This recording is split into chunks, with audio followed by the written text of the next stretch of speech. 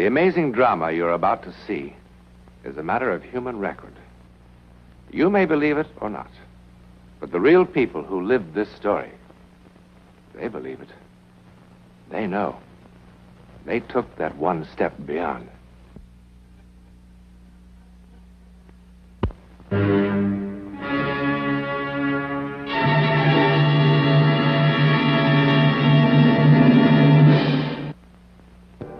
The city sleeps, unaware.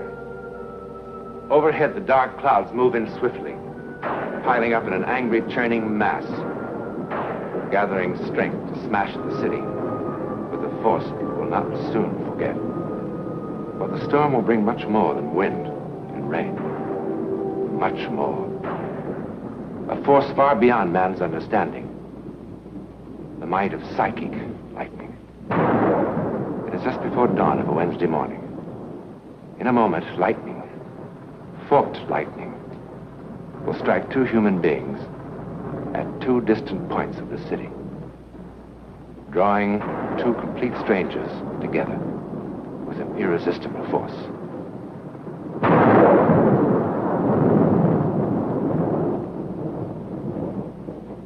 One of them lived in this house. George! George? George, wake up, wake up! Oh, George, it was terrible. What? I saw you dead.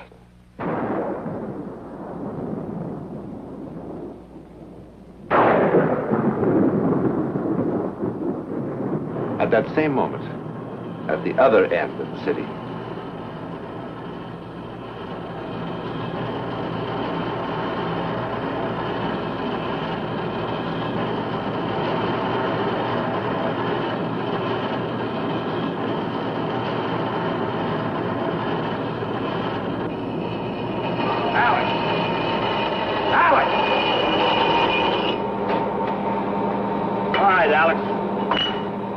You had it. Come on.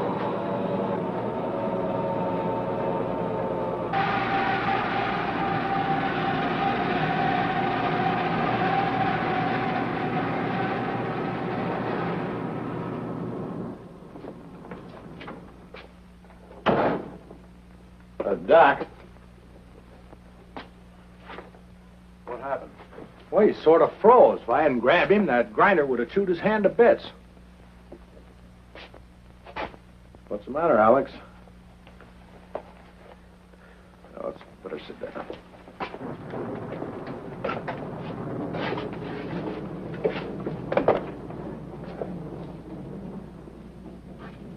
Well, let's see what's wrong with you.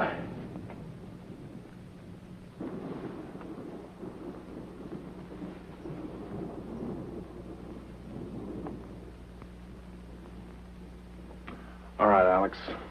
Off with your shirt.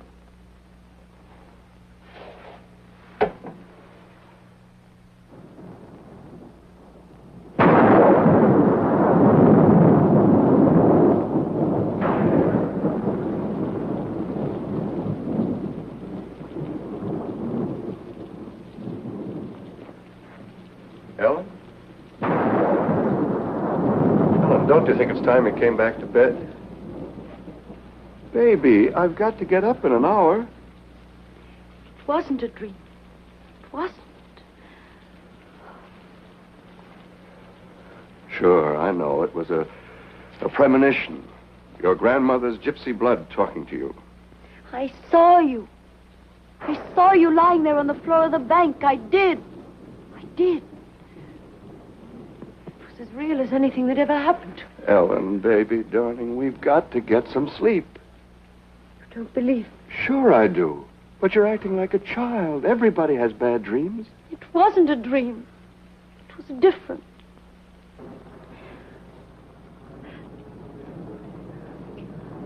I could see right through the walls, through the darkness. There was this terrible loud noise clanging in my head. There were people, frightened people all around. Suddenly you were lying there at my feet, dead. Have it your way. I'm dead. Now can we go back to bed?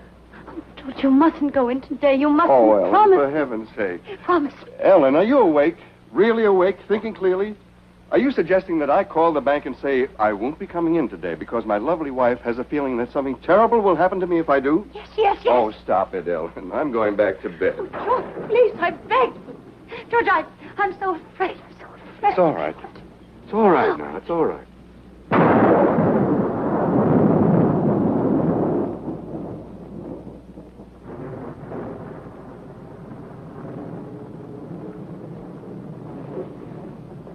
All right, Alex, you can put your shirt on now.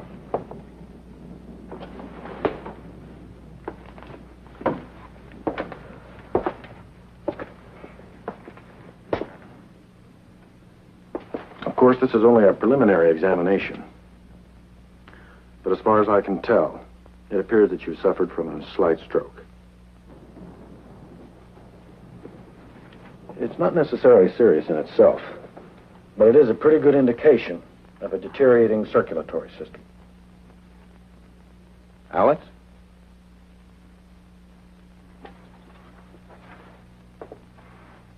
This is important. I warned you what would happen if you kept pushing yourself. Now I'm going to have to put in a report to the front office that you're no longer fit. It's for your own protection. I should have done it months ago. I'm sorry, Alex. But I have to do it. If you take care of yourself, proper diet, proper rest, or you can live as long as anyone else, and even come back to work eventually. If you don't, you'll be dead within 6 months. You're wrong. I only wish I were, Alex. Look, you take this envelope back to your own doctor. Have him get in touch with me. I'll only be too glad. You're wrong. I don't have 6 months. I don't have 6 days. I'll be dead by tonight. Alex, it's true your condition is serious, but not that. When I was standing there at that wheel, it was like a million colored lights exploding in my head. That's symptomatic of a stroke. No.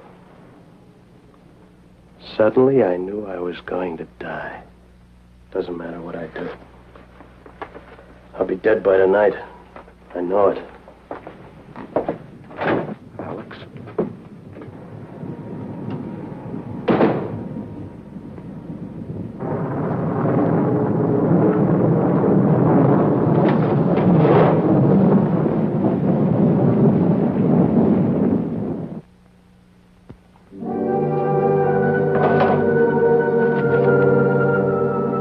Remember this? The medical history of Alex Peters.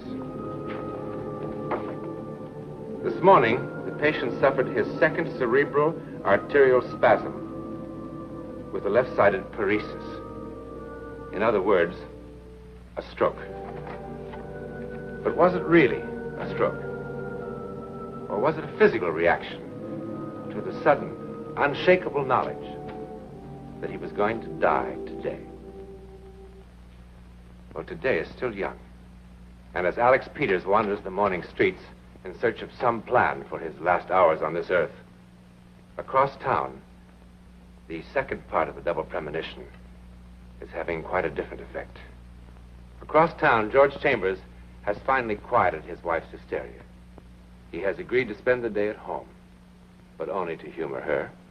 He knows there can't possibly be anything in her foolish premonition. Not possibly. I can't explain it any better than I already have.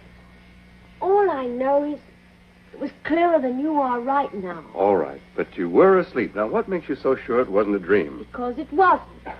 I ought to know the difference. Then what do you call it? You said the word premonition. Hello? Oh, hello, Phil. Good morning. No, he hasn't left yet. I was going to call you. George won't be coming in today. It's nothing serious. Will you tell Mr. Masterson that George isn't available? Let me talk to him. Phil, what's this about Masterson? Today? But he wasn't due until next Monday. I see. What time? I'll be right down. George, you promised. I know, but this is terribly important. Important? More important than your life? Oh, stop being so childish. Why can't someone else take care of Masterson's business? No, nobody can. Why not? Because he's a federal bank examiner, that's why. So? So what would he do if you really were sick? What would we do if I were suddenly in jail? Don't worry, darling. I can fix it. I just need a little time. That's why it's so important. What's wrong? Well, where do you suppose all the money came from? You like this house, don't you? You like the fur coats, don't you? You like the free trips to Europe every summer, don't you? George. Don't worry. I can fix it.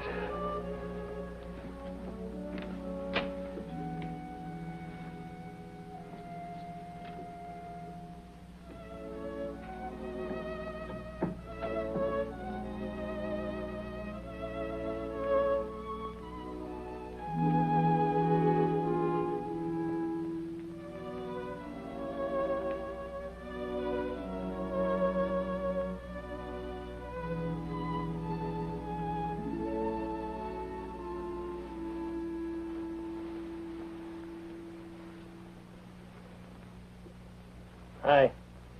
Good morning.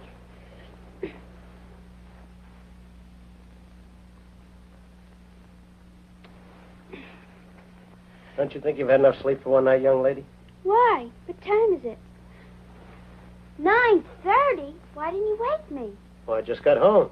How come? I had some things to do. Where'd you have breakfast? I didn't.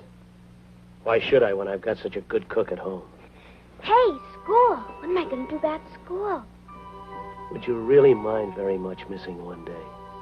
Well, not really. Come on, then. I'd love some coffee.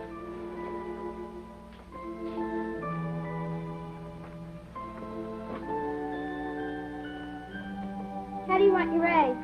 No eggs, just coffee. How come? I'm not very hungry. But you can't live on just coffee. Don't you worry about me.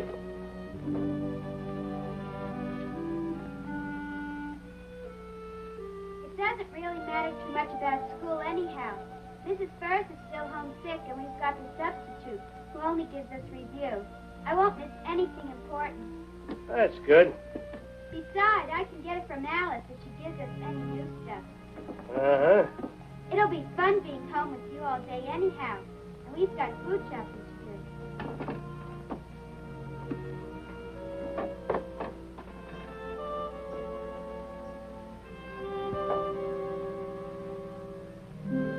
It'll take me 2 minutes.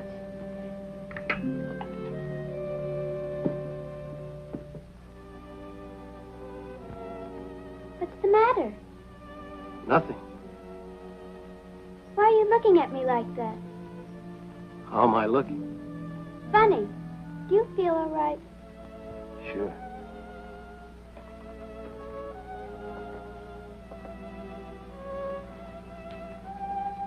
You know something?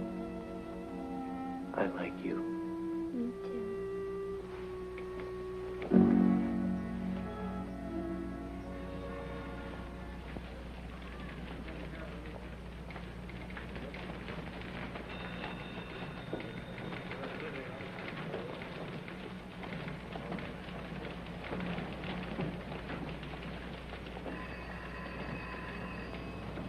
Excuse me. Who do I see about setting up a trust fund? Well, Mr. Carter or Mr. Chambers can help you. Ellen, for heaven's sake, I'm snowed under with work. I don't have Mr. my- Carter will help you. Thank Will you. you keep leaving me with this ridiculous? Ellen, listen to me. Listen. No, I'm not leaving here. I can't. Yes? I'd like some advice about a trust fund. Surely, make yourself comfortable. I'll be right back. All right. I'm going to be shot. Yes, shot to death. Okay, that's fine with me. Now, will you please leave me alone? Of course I'm making fun of you. Now, Of course. Peters. Alex Peters. yes, what sort of trust fund did you have in mind? For my daughter. I'd like to set up a trust fund for my daughter. Well, I think that can be arranged. I sure hope so. I'm a widower.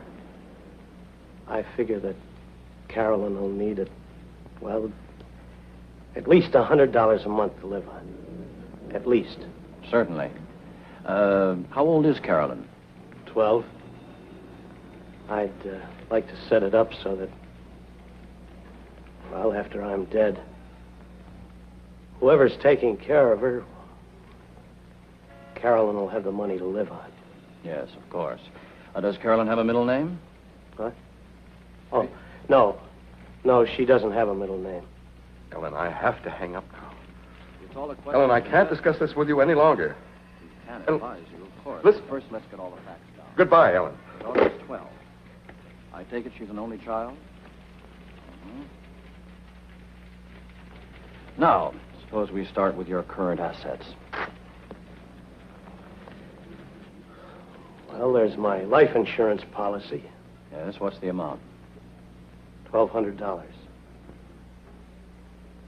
1,200. And then there's the stock. Hudson Corporation, 50 shares. It was selling at 3 1/4 this morning. Well, that comes to $162.50. Savings? Well, I have $672 in postal savings. What else? That's all. Oh, surely there must be other things. Furnishings, your car, home, real estate? No, I don't have any of those things. And I live in a furnished apartment. 150, 750, 1,200, 672. Well, as of today, your total worth is $2,034.50, counting the insurance and assuming there are no debts. At 6%, that would bring in about $120 a year. A year? Yes, sir. For an income of $100 a month, you'd need 10 times that amount. 10 times? Of course, a lot of things could happen before it becomes necessary to use such a fund. You're young, and many productive years ahead of you. Surely your estate will grow. And, of course, a certain amount will come in from Social Security. We always figure on that. $20,000. I'm afraid that... Bill, let me have a conditional sales contract. I've run out of the charge.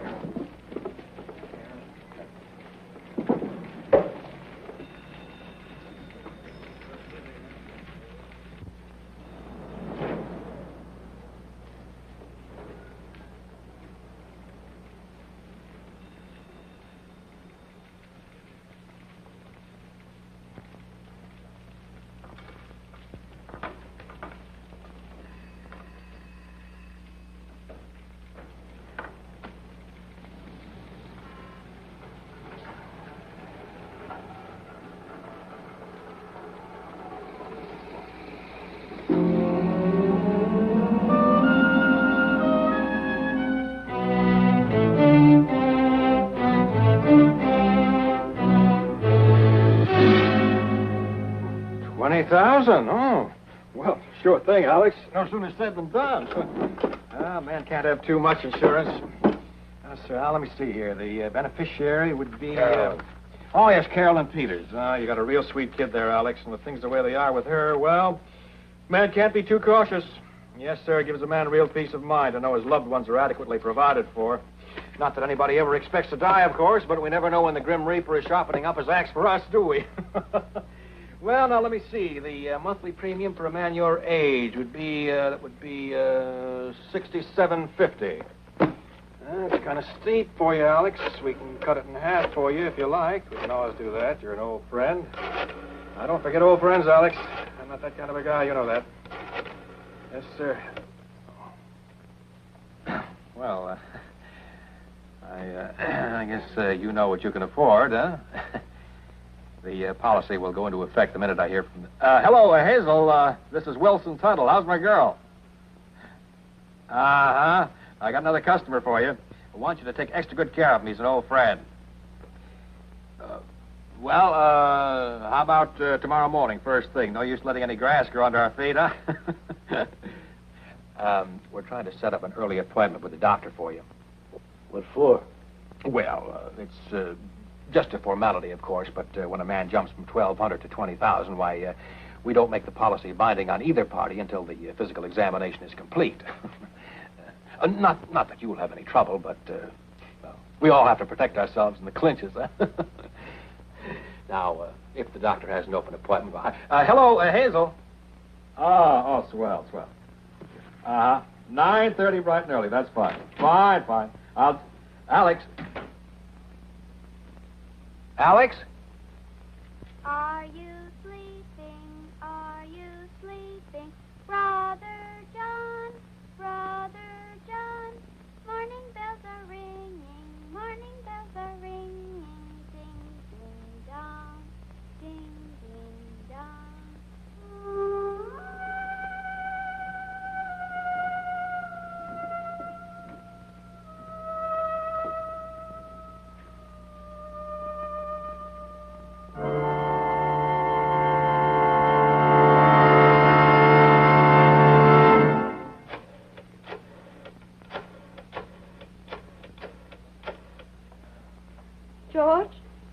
George, please listen to me, please. George, I tried not to call. But the feeling's suddenly stronger than ever that now, right now, the terrible thing that's going to happen has started. George, unless you... George, don't hang up on me. George, please listen.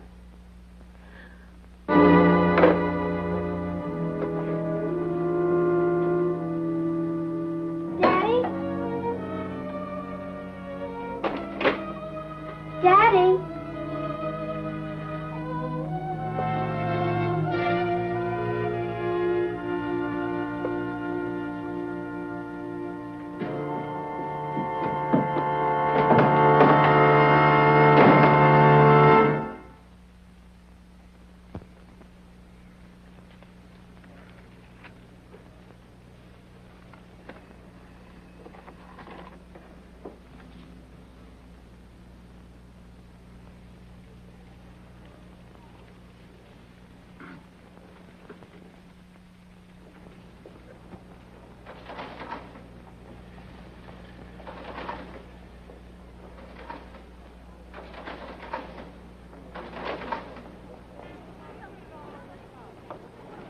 Hurry.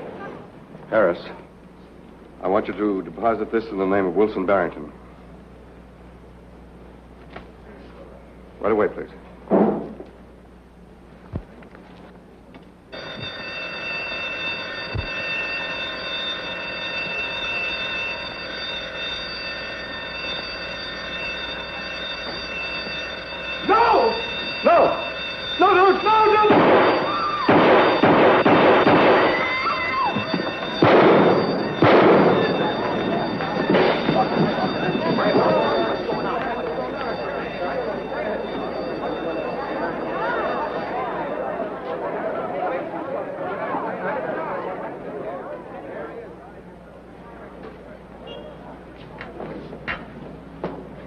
Yes?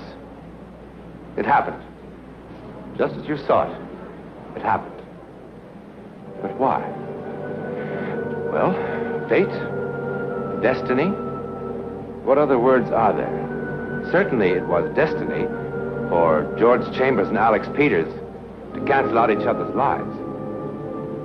That's not a very satisfactory answer, is it? But what other answer is there? I mean, that we know about.